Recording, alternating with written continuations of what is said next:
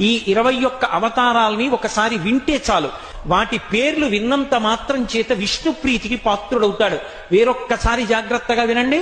మొట్టమొదట ఆదినారాయణుడు, సనకసనందనాదులు. దాని తర్వాత వచ్చినటువంటిది యజ్ఞవరాహావతారం.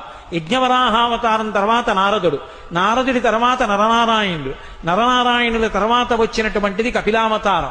కపిలావతారం తర్వాత దత్తాత్రేయావతారం. దత్తాత్రేయావతారం తర్వాత యజ్ఞావతారం. యజ్ఞుని యొక్క అవతారం తర్వాత వృషభావతారం. వృషభావతారం తర్వాత వచ్చింది పృథుమహారాజు గారి అవతారం. పృథుమహారాజు గారి అవతారం తర్వాత వచ్చినటువంటి అవతారం మత్స్యావతారం. తర్వాత కూర్మావతారం. తర్వాత ధన్వంతరి. తర్వాత మోహిని.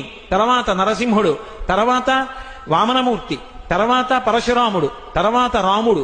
తర్వాత బలరాముడు. బలరాముడి తర్వాత కృష్ణ భగవానుడు. కృష్ణ భగవానుడి తర్వాత బుద్ధావతారం. బుద్ధావతారం తర్వాత కల్కి అవతారం. ఏకకాలంలో 2 అవతారాలు ఉంటూ